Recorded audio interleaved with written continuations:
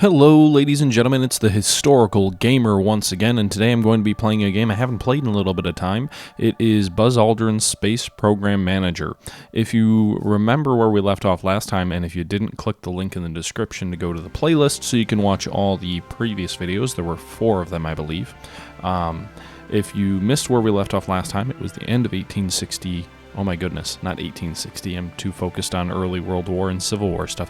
1963. It was the end of 1963. We successfully launched several humans up into orbit and now have some experience with launching people into space.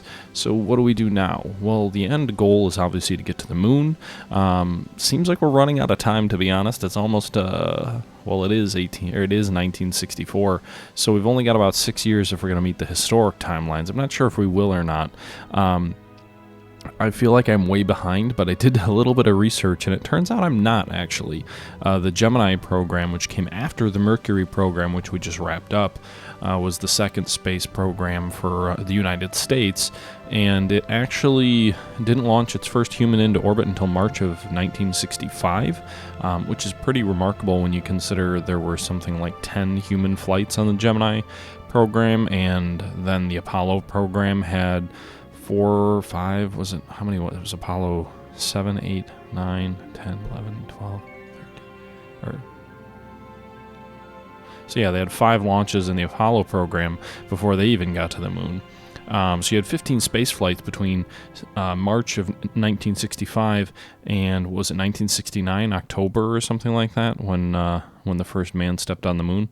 So that's a lot of space flights in a short period of time. But yeah, I guess the long story short, we're not quite behind. We're not quite behind the actual timeline for the Gemini program yet, so that's good. But anyway, so enough of that talking here. Let's take a look at where we're at right now. We've actually got a couple of programs underway. We've got, well, the Atlas program is more or less done. The Atlas Agena program, which launches unmanned vehicles into space for use in docking training, is currently being researched. We're up to, or about to be up to, about 77% reliability, so that's getting launchable. The Titan II booster program, we're only projected to be at 56, so that probably, we're not going to get our first unmanned Gemini program up. The Titan II is the booster for the Gemini program, and that particular program's first launch was actually in April of 1864. However, the next launch after that wasn't until January of 65, so we've got a little bit of time there. We wouldn't be too far behind. Same to go with the Gemini spacecraft. That's a little bit more reliable right now. We could conceivably get a test launch up on that soon. The space probe for the Sun is getting pretty close to being done, but I believe we need the Atlas Agena for that. And then we haven't gone anywhere yet on EVA suits and crewed spacecraft. So I think what we're going to need to do next is we're going to need to hire some more scientists. Yeah, so we've only got 2 astronauts right now. We'll need to hire more of those shortly, but we need to get some more. We need to get more scientists going here. We've only got, I don't know how many we've got of them. Where are we looking? We've got 12 of 14, so we need to hire at least 2 more to kind of max us out. Let's look for someone who's balanced between spacecraft and EVA suits, because I think that's something we're definitely going to need some experience with. Here we go. This person, 35. They're kind of expensive, but we just got our new budget here, so we're up to about $9,000, so that would work. So let's go with him. Him or her, I guess they don't really have a name yet. And anyone else here with good EVA experience? 58's the next highest. They're more of a space probe person as their backup. But we could do that, or we could go with this individual. I think we'll go with this individual because they're good with crewed spacecraft as well. So we'll go ahead and hire those recruits, and they'll get sent to basic training. We're now at our max number of recruits. I think we also need to get hiring some astronauts. We're going to go ahead and send these guys to some advanced training. Try and keep them busy, keep their morale up. What do we want to put them into? They've already got some space experience. Their fitness is okay. Their EVA is pretty low, so I think if we might want to look at sending them And we can go ahead and send this individual as well. EVA on him is pretty high. He's already at 74. So what needs to be worked on the most? This guy is pretty darn good at everything. It looks like his fitness is the lowest, so we'll go ahead and send him up. And then we'll go ahead and hire, I think we should hire maybe 6 more astronauts. It's going to cut into our budget, but we need to get them up and ready so that when the Gemini program is ready, they're good to go. And I think they'll take 3 or 4 turns to train. So we'll go ahead. We need to find some balanced people here. Because I don't know what skills are important in the Gemini space program for astronauts to have. So let's see. This guy's really good at EVAs. Not great at everything else, but we'll go with this person who's 24. And this person's pretty balanced as well. So we'll go ahead and hire those 2. Oh, we'll go ahead and hire 2 more. We need 3 crews, I'd say, at least for the Gemini spacecraft.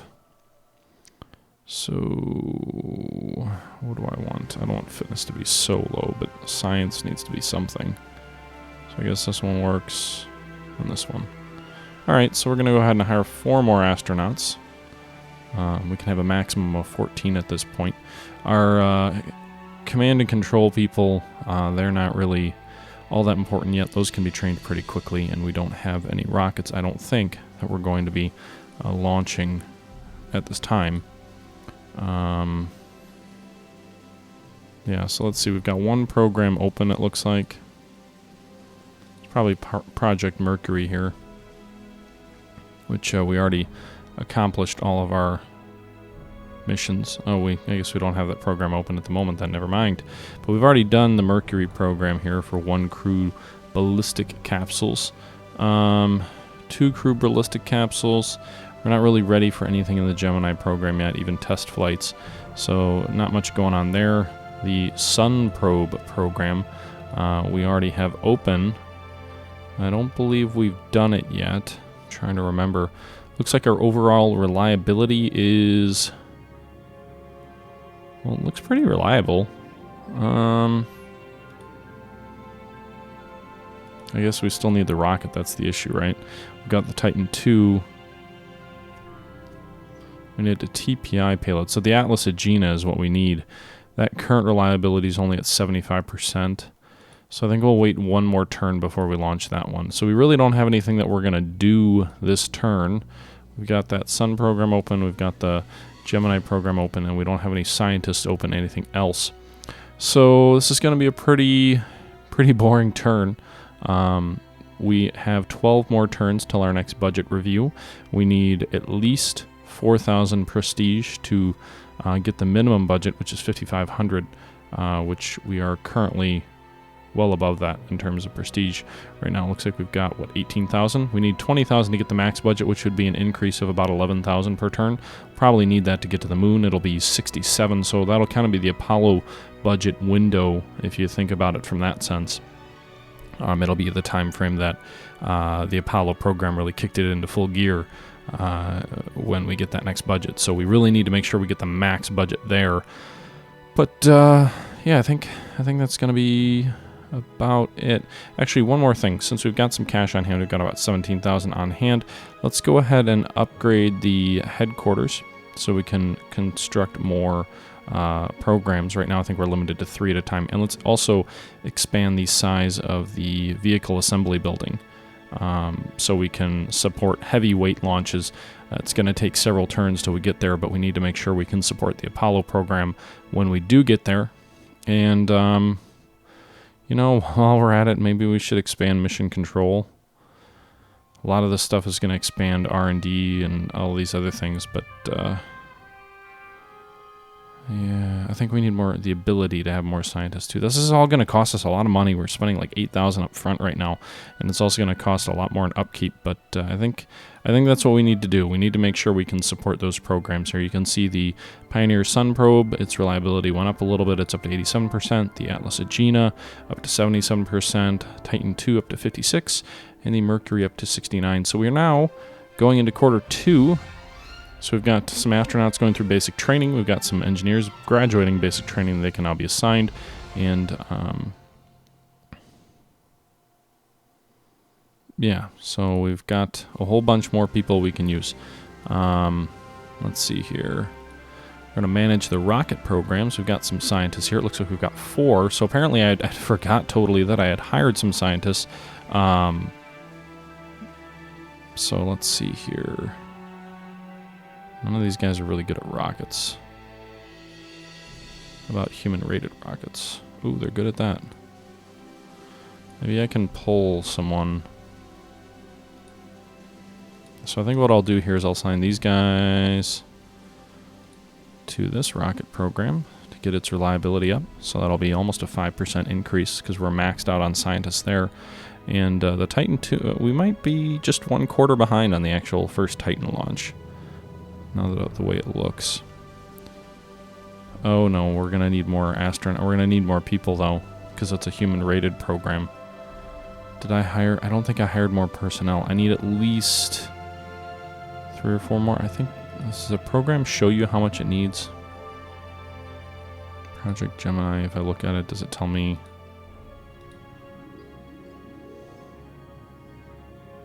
Flight controllers required, 11 and 1 astronaut. So I'm going to need to hire 1 more flight controller at least.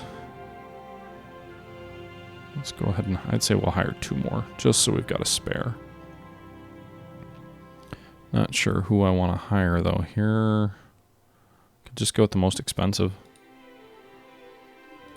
There we go. We'll hire those 2. So it's going to drop our money even more as we're expanding rapidly. But I think that's going to be it for this turn. We'll go ahead and we'll jump ahead to the... Oh, whoops, forgot about my scientists who I hadn't assigned yet. So we'll go ahead and manage the payload programs. This guy's really good at crewed spacecraft, so we'll put him on there. How about this guy? Is he a probe? No. Human-rated rockets is his best. Crewed spacecraft is his second best. Whoops. So we'll go ahead and... We're really going to be cranking forward on the Gemini program to try and catch up here. So go ahead and end the season. You can see here limited improvements still on the Sun probe. The Atlas Agena is slowly moving toward more reliability. And the Titan II booster is up to about 60% with the space capsule up to 74%. So I guess maybe not. Maybe not quite as far along as I thought, but we've got to get those flight controllers trained anyway. We lost 3,000 prestige because a disgruntled staff member is causing negative media attention, which has caused you to drop in prestige of 3,000. That sucks. That's definitely something new that I hadn't seen before. And we've got more scientists we can assign. So let's go ahead and assign those as scientists. They're not particularly good for the rocket programs we currently are undergoing, are they? I guess we might as well throw them into the Atlas Agena just because I want to get that up. And you can see our construction starting to wind down here. We've still got some surplus cash, but not a lot. And I think we're going to have to end Q3 for 1964 as well. So go ahead and end that. And we're up to 88% on the Sun probe. The Agena's up to 81%, it looks like. So that's probably launchable this turn. The Titan II's almost to 70%. I think we'll wait. We'll launch our first Titan II the same time that the Gemini 2 spacecraft was launched, which was at the end of, or at the beginning of 1965. Our flight controller graduated, so now we can actually plan that launch. But what we're actually going to do is we're going to do the sun. Whoops, we're going to do the Sun probe here. So we're going to go ahead and launch the Sun probe. That should get us some experience up. The Atlas Agena booster. We'll schedule that mission, assemble it now, and start the assembly process. Proceed. Booster, 91%. He's darn good. Spacecraft systems, 79%. 89% on trajectory. 82% on cruise and payloads. And I don't know, that guy only 58 on what? 57, 55, 54. So the flight director is the hardest position, it always seems, to get assigned. It costs 3,000 to launch that mission. So we'll see how that goes here. We're still researching everything else. And we'll see how the Sun probe goes. You can see we were able to get one more thing of researching to get that up to 88.4. The Atlas Agena got up to 82.8. Meanwhile, the Titan is closing in on 70% reliability, so I think I'll schedule a launch on that next turn. We should be at 70% there, and the Gemini capsule will be over 82% by that point, so that's good. We'll go ahead and launch here. You can see we could lose 300 from a failure in terms of prestige, but gain back 2,400, which would go a long way in gaining back the prestige that we lost from that disgruntled employee. We're going to go ahead and follow it from mission control, because it is a new type of mission. I like to do that for new missions.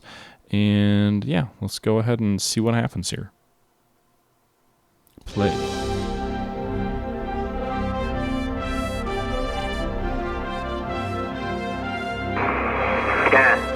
9, 8, 7, 6, 5, 4, 3, 2, 1, 0. Ignition. Liftoff. We're off on the hour. Oh, there's been a problem. Flight controllers are working. Fix it. 75% chance of success. The problem was solved. All right.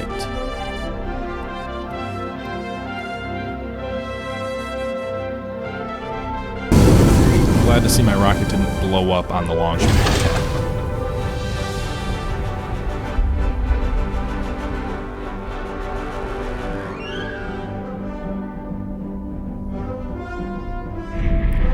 So all these being placeholder images kind of sucks, but again, the game should be out in the full release, and this isn't the most up-to-date version either. It's the most up-to-date that'll play my saved game.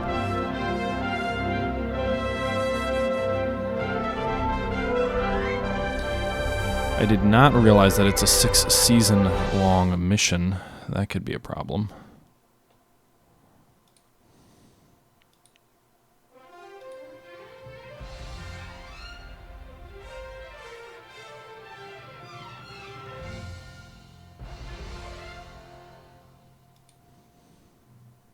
Ooh, we got our new big launch vehicle building. That's cool.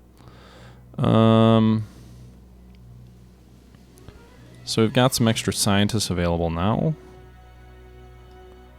The Titan II is still being worked on. The Atlas Agena is still being worked on. It's got to be the Sun probe which reached maximum reliability, and it is. I don't know if anyone here is better than 59. No? Crewed spacecraft, not so much. What about these guys? I guess we'll get them to work on the, well, yeah. We get them to work on the EVA suits all by themselves there. They should be able to start getting that up a bit more. So that freed up 2 of them. I don't know if we can schedule a mission. You know, we've got 12 available flight controllers. You cannot schedule this mission since you won't have enough personnel available for the mission that have been scheduled or are currently in progress. The mission in scheduled requires 5 flight controllers. The scheduled run requires 0. The mission requires... So we need to hire...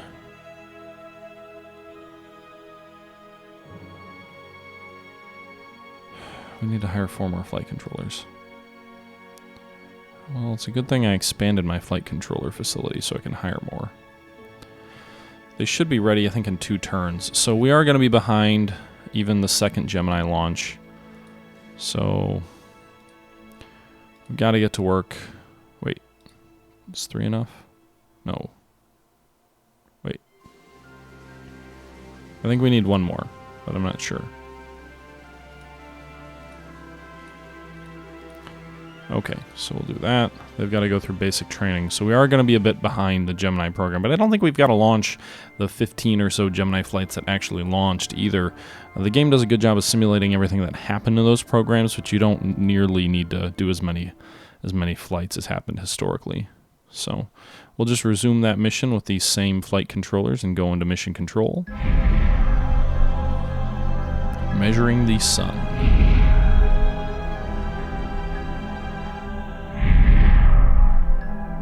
Success! Huzzah! So only 40 prestige earned for that second season there, but nonetheless, it was a success. So a heliocentric orbit is essentially an orbit around the sun. So the Earth has a heliocentric orbit, which means we orbit around the sun, as well as everything else in our star system. But essentially, that's when it says we moved into heliocentric orbit. That's what it means. So our flight controllers are undergoing training.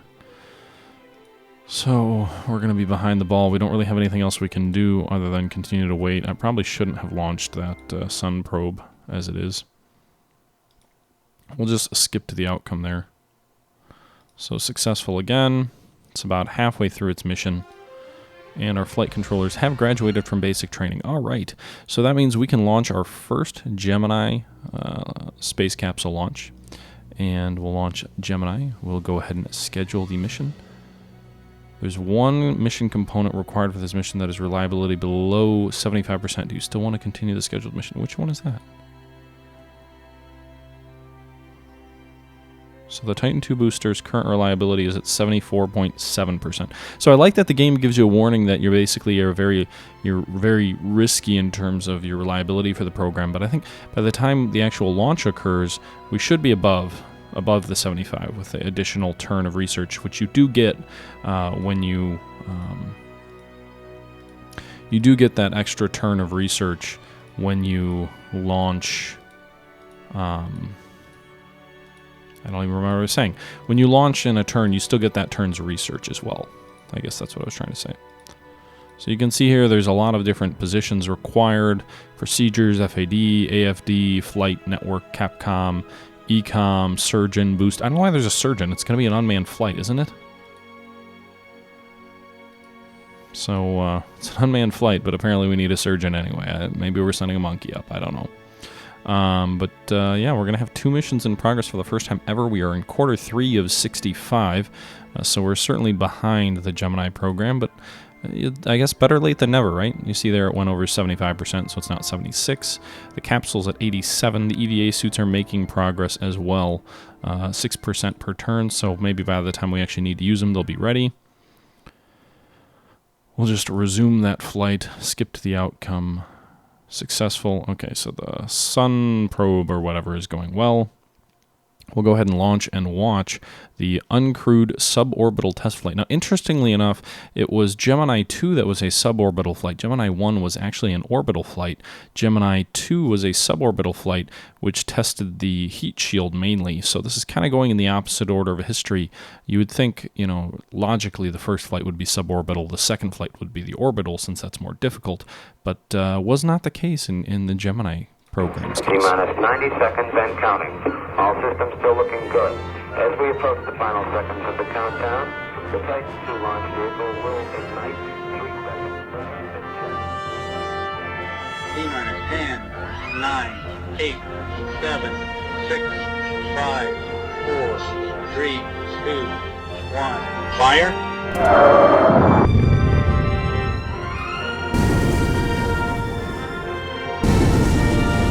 Uh-oh, so there is a problem, and we only have a 51% chance of success. Uh-oh.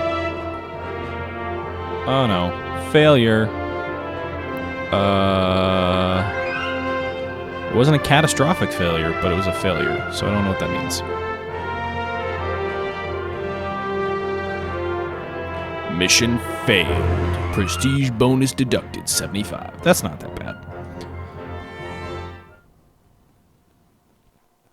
So a downgrade of 11% on the Titan capsule. That's not good.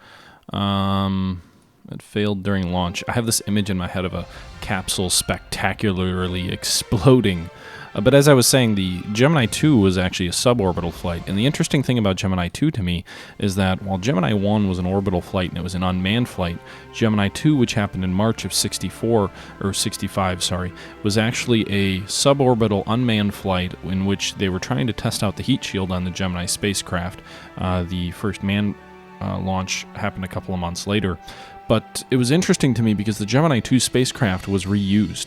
They actually refurbished the Gemini 2 spacecraft's heat shield and reused it on a later mission, which I thought was really cool because we talk a whole lot about, especially if you're following SpaceX, which is this private space company which is trying to make space travel more affordable, we talk about how reusability is critical for effective and cheap space travel. And in the case of Gemini 2, it was the only time until the space shuttle, 20 years later, that actually occurred. Well, not 20 years, but quite a while later.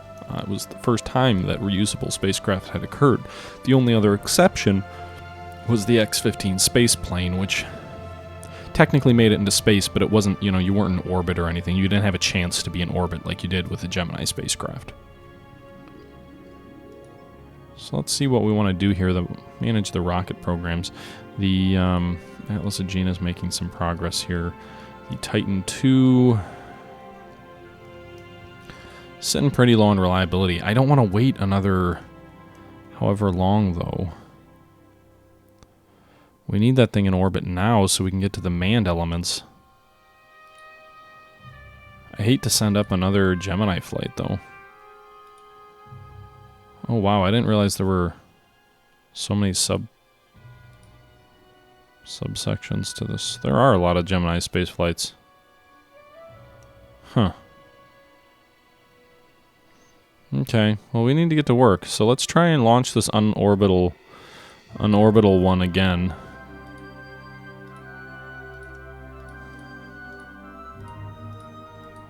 I think part of it was I chose maybe poor crew for the actual launch. But I'd say my A-team on my command staff, at least 3 of them, are not currently doing this mission. They're doing the Sun mission. So we'll see how this happens here. We'll see how this works out.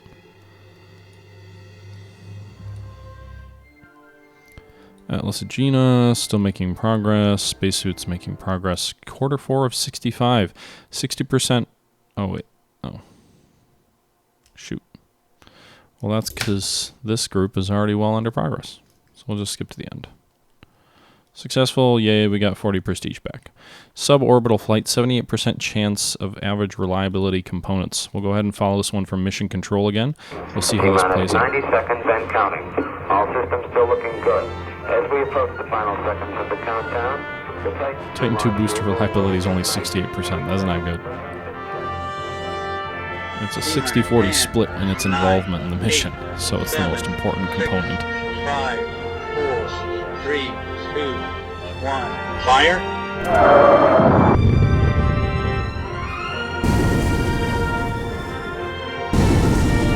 There's another problem. And another failure. God damn it. Sometimes this game is too hard. You'd think with 8% chance of success and 74% chance or whatever, 78 and 68, you'd think between 2 attempts we'd have 1 success, but instead just more failures. Which is setting back the program dramatically. I need to get more scientists. So we're going to go ahead and hire some more scientists. I don't even care who. We'll just hire them all. Hire them all! And we're into quarter 1 of 66. We haven't launched our first Gemini program launch yet. I think we're in trouble. But I'm hiring as many scientists as I can to try and get our success up. At the moment we're at, we've got 4 seasons and we need, to max our budget, we need 5,000 prestige. I'm not sure there's any way for us to do that. But I really think that max budget's going to be critical when it comes to trying to get to the moon. So let's see here. Yeah, I don't think uncrewed will give us what, 3,000 prestige? Oh, 300. Okay, that doesn't do us very much. A suborbital flight with a human will give us 4,000 prestige, so we could jump ahead to that. That might be a little risky, but it would pretty much get us to where we need to be. So I think we'll launch 1 more of these, and then maybe we'll try, with some luck, to get a suborbital human flight in there. But this space capsule needs time. So yeah, I'm not sure what we're going to do there. So this was kind of, I wouldn't say a waste, but it was definitely a disappointing episode. We didn't get very far. We got to talk about Gemini 1 and 2. Hopefully we get to talk about the actual human-launched Gemini flights in the next episode. But I think that's going to do it. That's about half an hour, which is usually what I keep these episodes at. So I know this is a little bit different than what I've been doing lately. I've been doing a lot of command videos, but I kind of wanted to mix this in because this is a game I've had a lot of fun doing, and a launch date in October has been announced for the game. I think space is fascinating to me. I play Kerbal Space Program Manager, from time to time, but it's not really the niche of my channel. I think this is more history-based, if you will. Well, it is, and that's why I cover it, as opposed to maybe like the other space games out there which are more fictional. I do think the Race to Mars game is something interesting, and maybe I would check that out if you guys think that's something you might enjoy. But yeah, that's going to do it for this episode. The next episode should have some more Gemini flights. Hopefully we get a manned flight up, and then we can start progressing toward Apollo. But we've got a lot of stuff. We're far behind. I'd say we're about 2 years behind in where we need to be versus where we are, especially after those setbacks. You know, if those flights had gone differently, if the Titan booster was successful in that first mission, we'd probably already have a man up, and we'd be a lot closer to on target, maybe a year closer to being on target. But as it is, we're quite far behind. So we'll see how this goes. You know, so far everything up to this point has progressed pretty okay. I'd say this is our first really big challenge. You know, despite the X-15 crashes and everything, this is our first real significant challenge that I think we're going to need to see if we can overcome. But I kind of plan on doing one of these every 2 days. Meanwhile, kind of opposite, the command videos go one every 2 days. I might try and build this in to go every 2 days, so there will be a video every day. We'll see if that actually happens. But I appreciate you tuning in. Let me know if you like this. Let me know if this is something you're interested in. And if you think there's anything I should do differently, let me know that as well. I tried to cut out the audio a little bit in the video to kind of lower the volume of the music a bit so it wasn't so over the top of my own speaking. But I hope you enjoyed this, and like, comment, favorite, subscribe, all that jazz, and thanks for watching. Until next time, this is the Historical Gamer signing out.